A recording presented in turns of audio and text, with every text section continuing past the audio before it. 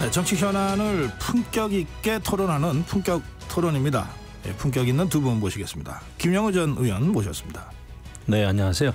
신경민 전 의원 자리하셨습니다. 네, 안녕하십니까. 네, 이 품격 있는 두 분한테 오물 얘기부터 질문을 드려서 죄송합니다. 이 오물풍선이라고 하는 건 뭐 다들 처음 보는 건데 어떻게 보셨습니까? 제가 볼 때는 서로 이제 말싸움 하다가 갑자기 상대방에게 침을 뱉는 격이에요. 그러니까 이제 굉장히 지저분하고 저열한 행위다 생각을 하는데 네. 기본적으로 남북 관계는 뭐 정전 관계고 정전 상태고 또 적대적인 관계죠. 그래서 서로 전단을 부리면서 각자 체제 선전을 한다든지 상대방을 비방하는 거까지는 사실 저는 이해할 수 있겠다 생각을 하는데 이렇게 오물이 달린 풍선을 날려보내는 거는 정말 좀 저열한 행위다 생각을 하는데 있어서는 안 되죠. 근데 제가 특히 주목하는 것은 그 우리 서해 NLL 쪽에 그 GPS 교란 행위입니다. 네. 이것 때문에 우리 어선 또 항해에 굉장히 그 지장을 초래했어요. 근데 이런 것이 나중에 정말 확대가 돼가지고 만에 하나 우리의 어떤 공항, 인천공항이든 뭐 이런 쪽에다가 GPS 교란 작전에 들어가면 이거는 전면전이거든요. 너무 네. 위험하고 그래서 지금 북한의 움직임에 대해서 면밀히 검토해야 되겠다. 네. 지금 이 한반도 위기감을 고조시키려고 하고 또 우리나라 국론을 분열시키는 거 아니겠습니까? 결과적으로 이게 아마 북한의 또 내부 단속의 문제도 있을 텐데 왜 이렇게 북한이 복합 도발을 하느냐 이런 거에 대해서 그런 어떤 정보 취합이라든지 이런 거 굉장히 잘 해야 되겠다라는 생각을 좀 하고 있어요. 네, 신경민 의원님. 이게 금방 김 의원 말씀대로 뭐 거기에 보탤 건 별로 없고요. 근데 이게 대응이 마땅치가 않습니다. 대응이 이제 고성능 스피커를 다시 재개하고 이게 이제 이번 주에 아마 국무회의에서 그것을 하려면은 이게 이제 9.19 남북 합의 사안이기 때문에 지난번에도 남북한 비행금지 구역을 해제할 때 국무회의에서 의결을 하고 그 다음에 했거든요. 네. 이게 똑같은 절차를 거쳐서 이게 뭐 다시 재개하는 데는 시간이 별로 오래 걸리지 않기 때문에 금방 될 거예요. 근데 이제 문제는 스피커 방송을 재개하는 거 외에 특별한 대응 태세가 없다는데 이제 남북 관계에 한계가 있는 거죠. 근데 제밍 그것을 다시 재개를 하려면은 북한은 저렇게 제밍을 뭐 사부작 할 수 있어요. 근데 이제 이걸 하려면은 공개적으로 하기에는 이게 좀 어려운 겁니다. 이런 거의 전쟁 상황, 준전쟁 상황 비슷하게 되는 거고요.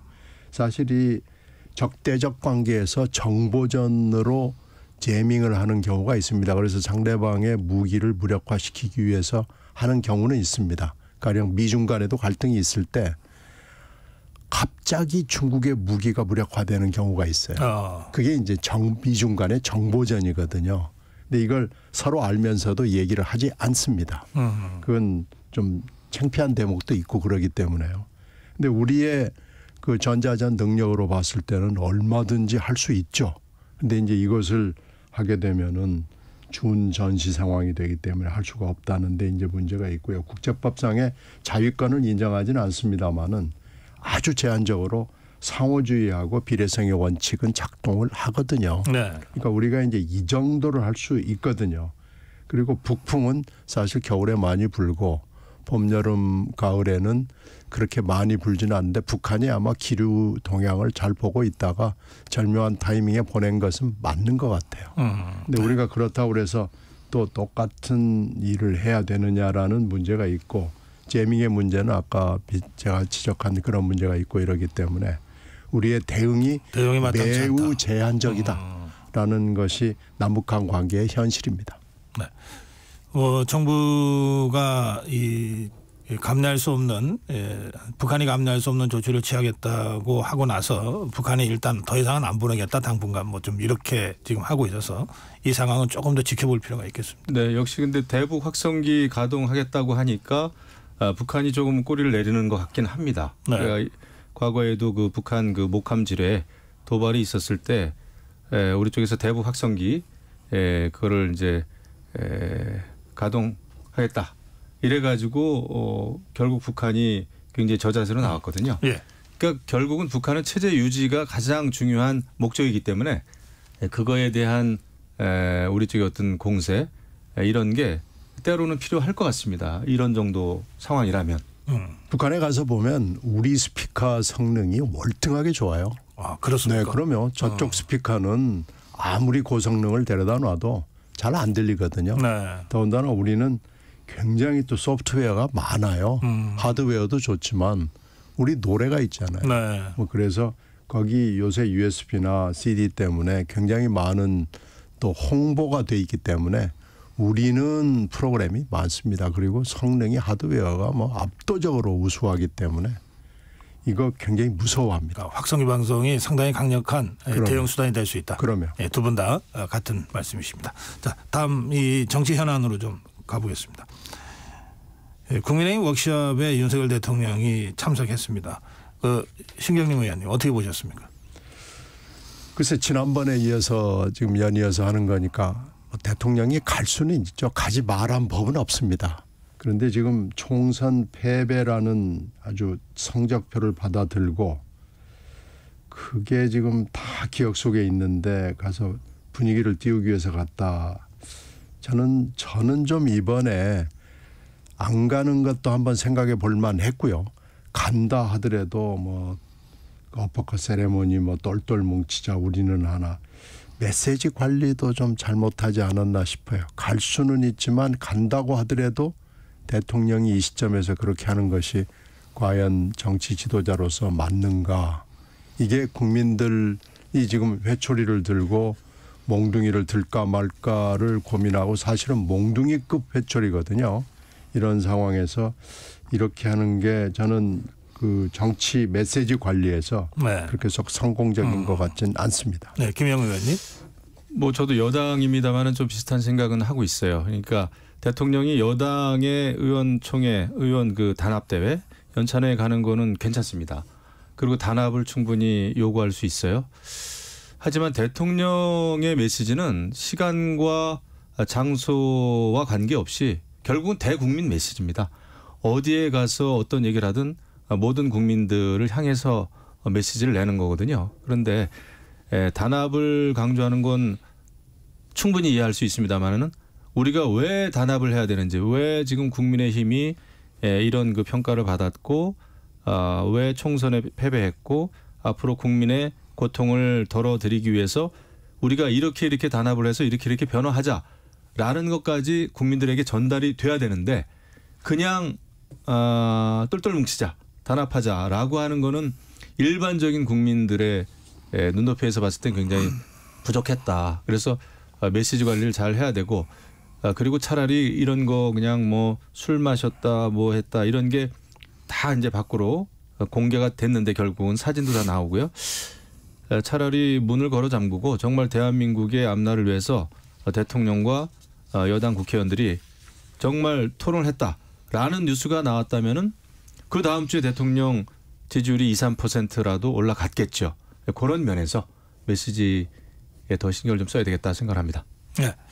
그 임명진 위원장의 특강도 있었는데 이를테면 지금 그 야권에서 범야권에서 그 대통령 탄핵 얘기를 하는 정치인들이 한둘씩 나타나고 있는 상황에서 이거 이대로 가면 위험할 수 있다 이런 그 경각심을 좀 강조하는 임명진 위원장의 특강도 있었다 이렇게 보도가 됐습니다. 그래서 뭐 강력하게 잘 대응해야 된다라고 하는데 그 대응을 어떻게 하자는 건지 저는 잘 모르겠는데요. 그 사실 야당에서 특검을 입에 올리고 하는 거는 굉장히 좀 무리수를 둔 겁니다. 그것 때문에 오히려 지난번에 최상병 그 특검도 제 의결에 실패한 것은 민주당 입장에서 완전히 이것이 정권 퇴진 운동처럼 밀고 갔거든요. 탄핵을 그렇죠. 염두에 두고 얘기하면서 특검을 하니까 그렇죠. 역풍이 불었다. 역풍이 불었죠. 그래서 늘 작용이 있으면 반작용이 있는 게 정치이기 때문에 지금 또 뭐 김건희 여사 특검하자 그러니까 뭐든지 특검을 하겠다고 하고 조국 혁신당에서는 또 무슨 완전히 그 종합 특검을 들고 나왔어요. 그런 법안도 막 발의를 하고 그러는데 그렇게 그거는 정상적인 의정 활동이 아니라 의정 활동이 아니라 제가 볼 때는 완전히 국회의원이 돼가지고 복수 활동을 하는 것 같아요. 아, 복수? 예, 완전히 자신들이 과거에 받았던 여러 가지 뭐 검찰 수사라든지 이런 거에 대해서 뭐 이성윤 그 조국혁신당 의원이 그런 격 아닙니까? 또 조국 당 대표도 마찬가지죠. 계속해서 특검 외에는 달리 민생을 해결하겠다고 하는 무슨 정책 제안이나 법안 뭐 발의하는 게 지금 없지 않습니까? 이렇게 봤을 때 22대 국회가 이렇게 비정상적인 복수 활동으로 가면은 결국 여야는 부딪힐 수밖에 없고 민생은 뒷전에 밀릴 수밖에 없다 이런 생각이 듭니다. 의정 활동이 아니라 복수 활동이라고 김영우 의원이 지금 규정하셨는데 신경민 의원님. 복수 혈전에 지금 뭐 특징은 있죠. 그건 뭐 조국 대표는 아예 그걸 공개적으로 얘기하고 있고요. 그러니까 제가 지금 항상 말씀드리는 건 복수 혈전 좋은데 복수 혈전도 하고 또 다른 민생에 관련된 국회 활동도 해서 역할 분담을 좀 가지고 국회가 뭐 300명씩이나 되니까 그렇게 하는 게 맞을 거예요. 지금 그것만 계속해서 한다 그러면 국민들이 아마 쉽게 피로감을 느끼고 실증을 느끼고 이건 뭐냐. 그리고 앞으로 또 현안 터지는 데 대해서도 대응하기가 쉽지 않을 거니까 복수열전에만 매진하는 것은 저는 좀 반대입니다. 이걸 좀 다채롭게 할 수 있는 방법을 구사해 주는 것이 맞아 보여요. 예, 조금 전에 우리 김영우 의원 발언 중에 이성윤 의원 그 김건희 여사 종합특검법 발의한 네. 이 조국혁신당이라고 발언하신 것 같은데 네. 더불어민주당 소속이거든요. 아, 전주 지역구입니다. 네, 죄송합니다. 네, 그래서 그렇게 저희가 바로 잡겠습니다. 자, 이 복수열전의 측면이 있는데 글로 가서는 아무것도 안 된다. 우리 신경민 의원님도 그런 취지의 말씀을 조금 전에 하셨죠. 자, 그러면 지금 이 상황에서 국민의힘에서 이제 역공을 취하고 있는 것 같아요. 그 김정숙 여사 그 인도 방문과 관련해서. 근데 이제 이 내용이 두 개인데 이제 어제 오늘 보도된 내용을 보면 그 기내 항공식 비용이 뭐 너무 커서 6천만 원?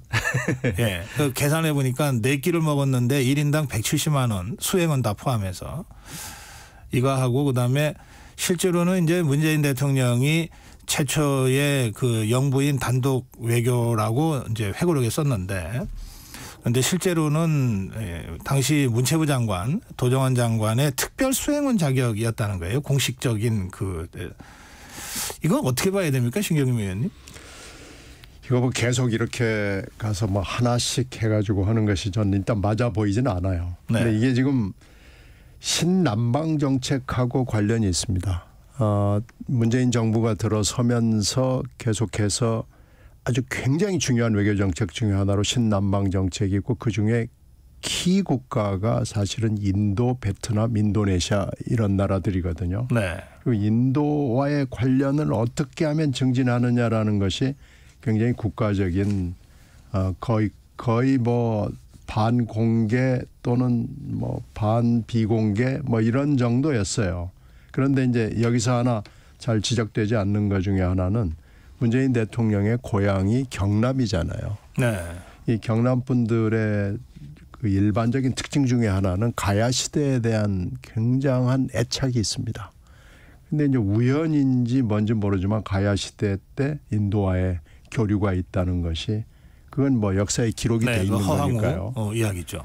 또 그게 또 우연히 그때 또 뭐 기공식이 있었고 이러기 때문에 이거에 대해서 이걸 꼬다리로 해서 우리가 인도와 문화적인 교류 내지는 문화적인 공통성이 없기 때문에 뭔가 한번 해보자. 그럼으로써 인도와의 교류를 좀 심화해보자. 이런 분위기는 그 당시에 분명히 존재했던 거고요. 네, 말씀하신 대로 그 문재인 대통령 때 가야사 복원에 대해서 정부 차원의 상당한 집중과 지원이 있었습니다. 그런데 이제 고대사다가 보니까 특히 가야는 고대사 중에서도 우리 한반도에서는 조금 더 오래된 거거든요. 그래서 이게 이제 연구하는데 한계가 분명히 있었던 것이 또 사실입니다. 그러다가 보니까 이제 인도 문제를 얼마나 주력을 했느냐 하는 부분에 있어서 별로 그렇게 부각이 돼 있지는 않아요. 네. 그리고 이제 또 하나 지금 지적이 돼 있지 않는 것 중에 하나는 이 문제, 인도 방문 문제가 나오기 전에 김민전 이제 의원이죠. 김민전 당선인 시절에 이 회고록과는 상관없이 당선인 신분으로 삼김여사 특검 문제를 거론을 했습니다. 네. 그러니까 이게 사실은 먼저 촉발이 됐어요. 그 다음에 회고록이 나왔어요. 그때 삼김 여사가 김혜경. 네, 김혜경 여사까지 포함을 해가지고. 네, 김건희 여사, 김건희, 김정수, 여사, 김혜경 여사. 삼김 여사 특검 문제를 뜬금없이 김민전 당선인으로서 얘기를 해가지고 이건 또 뭐야 하는 얘기가 있었는데 회고록이 또 나오면서 회고록에서 이 문제가 거론이 되고 그러면서 이게 불이 붙기 시작했거든요. 그러니까 분명히 여권에서는 이 문제를 한번 맞불로 해보자라는 기획 의도는 숨어 있었던 것이 확실하거든요. 근데 이렇게 돼서 하나씩 나오다가 결국은 이게 지금 밥값 얘기까지 지금 나온 거 아닙니까?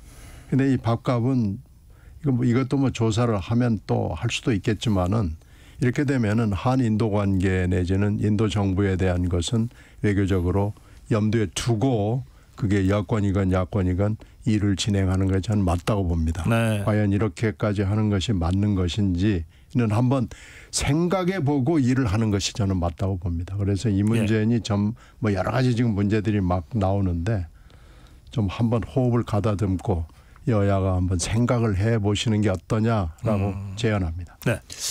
사실 이 잠재적인 불씨에 그 기름을 부은 거는 문재인 전 대통령입니다. 이게 지금 사실 수사 중인 사안도 여기에 있고, 그다음에 여야 간에 계속해서 이제 이견이 있는데 이거를 이제 회고록을 집필하고 이것을 세상에 내놓으면서 완전히 불을 지펴 버렸어요. 그리고 결국 그 특별 수행원으로 갔다. 김정수 여사가 오히려 도종환 문체부 장관의 네. 특별 수행원으로 갔다라고 하는 게 사실이라면은 완전히 이것은 그 실체적인 사실을 왜곡한 거죠. 문재인 대통령이. 그래서 이것은 잘못된 것이다 생각을 하고요. 수사가 제대로 이루어지는 것이 필요하다 봅니다. 처음부터 저는 이게 뭐 특검해야 된다라고 하는 거는 저는 무리가 좀 있다고 봐요. 그거는 김건희 여사 건도 저는 마찬가지입니다. 오히려 이런 거에 대해서는 이제 22대 국회가 시작이 됐기 때문에 상임위에서 상임위원회 또 이제 앞으로 다가오는 국정감사에서 여당 의원들이 정말 실력 발휘를 해주길 바랍니다. 정상적으로. 그렇게 해서도 충분히 밝혀질 일이 많이 있는 것 같아요. 이거를 특검까지 가야 되느냐에 대해서는 이견들이 이제 많은데 야당도 마찬가지입니다. 김건희 여사에 대해서 무조건 특검을 하자라고 하는 거는 저는 굉장히 무리한 정적인 공세다 생각을 합니다. 네. 그리고 중요한 것은 자꾸 이렇게 그 여사들 전직이든 현직이든 여사들의 문제가 이렇게 이슈, 국정 이슈의 중심이 되고 하는 것은 전현직 대통령들에게 큰 책임이 있습니다. 완전히 여사들의 나라가 아니잖아요. 그런데 이것을 감싸고 또 국민들의 눈높이에 맞지 않는 대응을 하고 대처를 하고 이러다 보니까 점점점 이 사안들이 커지는 것 같습니다. 그래서 이 점에 대해서는 오히려 사실을 제대로 좀 밝히는 그런 것이 필요하지 않겠나 생각을 합니다. 그 김영애 의원님, 조금 전에 우리 신경림 의원 토론 중에 다 좋은데 인도라고 하는 아주 전략적으로 중요한 국가와의 외교 관계나 이런 것들까지를 좀 종합적으로 좀 생각하면서 했으면 좋겠다 이런 취지 말씀하셨는데 그 점은 어떻게 보세요? 저는 일리가 있는 말씀이에요. 그리고 이제 아요타 왕국 그건 제가 너무나 잘 압니다. 제가 가락종친의 중앙청년회장을 몇 년 동안 했어요. 그래서 그러셨어요? 예, 과거 그 DJ 때부터 그 아요타 왕국과 굉장히 우리가 이제 긴밀한 그 관련을 맺고 있고 아마 우리 예산도 일부 지원된 걸로 제가 알고 있습니다. 네. 그런데 이것을 문재인 정부 때 특히 김정수 여사가 그러니까 사실은 도종환 문체부 장관을 초청을 했는데 결국은 나도 가겠다. 김정수 여사가 이래 가지고 간 것처럼 제가 읽혀집니다. 제가 이렇게 쭉 보면은 또 특별 수행원 자격이라고 한다면은 수행원이라고 하는 것은 말 그대로 따라가는 겁니다. 네. 본인이 주도하고 본인이 귀빈이 아니고 직접 처음부터 초청의 대상이 아니라는 거죠. 그래서 누가 봐도 이거 좀 무리했다. 알겠습니다. 전용기 타고. 예. 그 품격 있는 두 분한테 또 별로 좀 품격 없는 질문을 드려야 되겠네. 대통령이 300명의 그 22대 국회 당선인을 국회의원인들에게 다 축하난을 보냈습니다. 이건 기관이 기관한테 보낸 거라고 보통 해석을 해요. 근데 이걸 또 몇몇 이 국회의원들이 그걸 또 거부하고 인증샷을 올리고 또 뭐 의원실 밖에 내놓고 뭐 신경민 의원은 이건 어떻게 보십니까? 이게 지금 기관 대 기관이라고 말씀을 하셨죠. 저도 뭐 난 많이 받았는데요. 이게 그냥 오는 거예요. 네, 뭐 특별한 의미도 없고요. 그냥 뭐 청와대 뭐 해가지고 오는 그렇죠. 거기 때문에 대통령실에서 오는 거죠. 그렇게 큰 의미를 두고 이렇게까지 할 필요가 있나 생각은 듭니다. 근데 지금 대통령이 너무 인기가 없고 더군다나 요즘에 이제 재상병권이니 뭐 또 여사들 문제니 뭐 해가지고 그렇게 이제 대응을 한 거 대응도 이해는 돼요. 이제 너무 그렇게 막 서로 이런 난 문제 가지고 하는 것은 좀 너무들 좀 심하게 하는 거 아닌가 싶습니다. 그래서 좀 국민들한테 좀 보이고 싶지 않은 모습을 정치권이 보이는 거 아닌가 싶어서요. 이건 좀 여기서 그만뒀으면 좋겠습니다. 네. 지금 이제 이런 분위기 뭔가 이제 협상을 하려면 좀 협상 분위기도 좀 좋고 이래야 되는데 지금 원구성 협상도 전혀 진척이 없는 것 같습니다. 없죠. 지금 박찬대 민주당 원내대표 입장에서는 선언해 놓은 것도 있지만 당의 분위기나 당원들의 분위기로 봐서 양보하기는 매우 어렵습니다. 그래서 이제 21대를 경우를 보면은 7월 17일 재연절이 하나의 마감 시간이죠. 데드라인인데 그때까지 될 수 있느냐라는 것들을 다들 지금 여의도에서 쳐다보고 있는데 비관론이 많은 것도 사실입니다. 박찬대 원내대표가 뭐 도저히 후퇴할 방법이 없다고 이제 말씀하시면 국민의힘에서 후퇴를 해야 될까요? 양보를 하고? 결국은 그렇게 할 수밖에 없지 않을까 생각됩니다. 왜 그러냐면은 야권이 지금 192석이잖아요. 그러니까 압도적인 다수고 이 총선 패배의 책임이라는 것을 염두에 두지 않을 수가 없습니다. 이게 지금 대통령이 그때 2월, 3월, 4월 달에 하는 거 보면 대통령이 총선이나 그러니까 선거나 국회에 대해서 별로 의식을 하지 않는다라는 느낌을 저희들이 굉장히 많이 받았습니다. 근데 지금 그런 성적표를 받았잖아요. 그러면은 이 성적표를 가지고 감내를 해야죠. 국민의힘의 양보는 구체적으로 어떤 양보가 될 수 있습니까? 법사위는 아마 절대로 안 될 겁니다. 뭐 운영위원회는 가지고 한번 얘기를 해볼 수는 있죠. 뭐 운영위원회는 원래 여당이 하던 거다라는 논리를 가지고 협상을 해볼 수는 있지만요. 그건 안 될 거고요. 이제 지난번 21대를 돌이켜 보면은 그 당시에도 이제 적과 꿀이 흐르는 위원회들이 있거든요.